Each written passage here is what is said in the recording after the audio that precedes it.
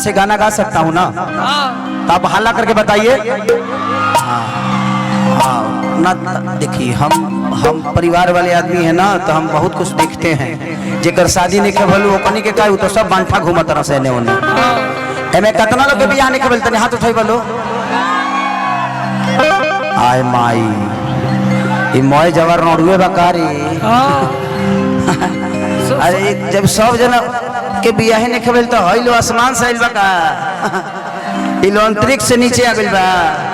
हेंग भीम गादा ले लेबे काते एकर चमचाई ऊपर हो गई तेरा लो फेल बड़ा ना भीम एक नंबर की के करा से ले हम सवा भातारे यही है होली के बा।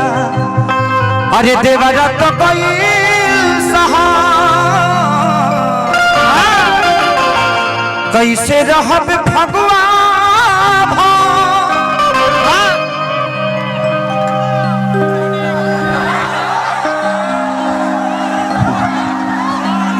अपन मेहरारू रही तो कहता कि दूर हट आ दूसरा के मेहरारू ये तो छू लो तू छुबो तार नसीब में नहीं खे। हम छुए तो तहरा पता चल जाए कि हाँ हम छू लेनी। अरे दादा एक से एक लोग धरती पर पैदा भइल बा भाई। बलवी जी आप चिंता मत करिए, अभी तक आपका स्ट्रगल था, आज से स्ट्रगल नहीं रहेगा, खत्म हो जाए। बैर ले लेबा का तू बैरवा ले लेबो बैरवा लेबो। अरे के करा से ले हम सवा हतारे रही है होली के बा। के करा से ले हम सवा हतारे रही है होली के बा। देवरा का पायल सहा कैसे रहब भगवा भाव। देवरा का पायल सहा कैसे रहब भगवा भाव। पल पल तायावे नैया हतार रही है होली के बा। करा से ले हम सवा हतार रही है होली के बा।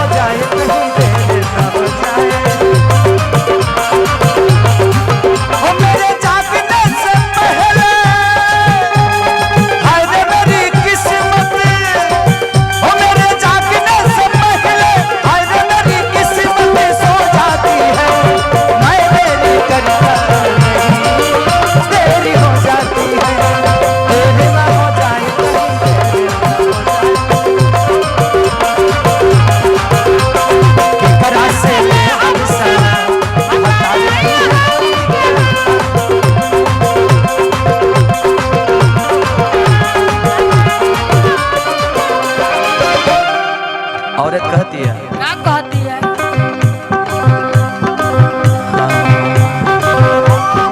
अच्छा ये ऐसे हरक रही है जैसे कि आज तक इनको किसी ने छुआ ही नहीं। किसी ने नहीं छुआ है ना? के छुआ? वही तो शूटिंग में छुआ है। कौन छुआ है? हाँ शूटिंग में छुआ होगा। हमारे चढ़ली जवानी कैसे मनवा के बहानी रोज खाने जो बनवा छानी हो।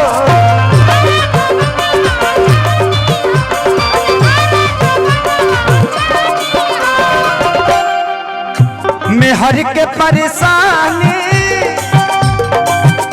केहू दोसर का मानी जे पर मोहरत न दौलत का जानी हो।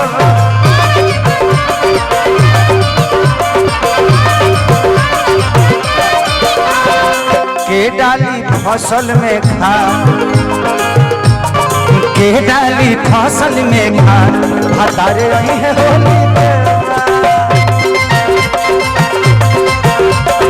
एकरा से ले हम सवा हतारे रही है होली के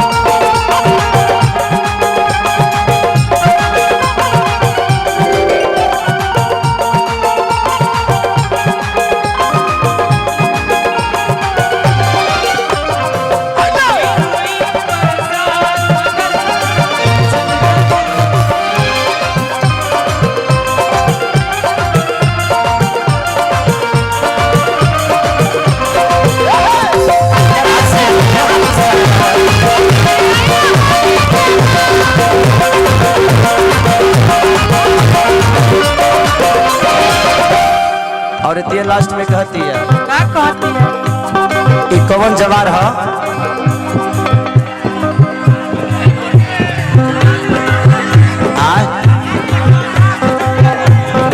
कोठी चकिया चकिया कोठी चकिया हाँ कोठी डालो जरूर थोड़ी बा यहाँ सबकर कोठी थोड़ी बा कितना लोग पलानियों में रहत हो हाँ माना और इतने कहती है चकिया इस जगह के नाम है चकिया हाँ काम चलावता तकिया चकिया राजा चली आई तो चकिया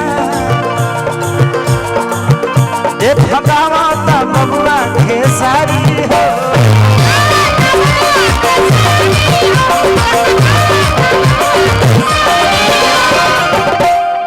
पराठा खियाई दिन फकिया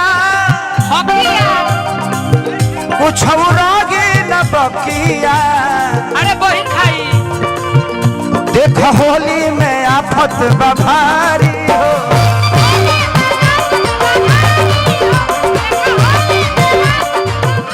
आ गईले घरे आजा अरे आ गईले घरे आजा हतार रही है होली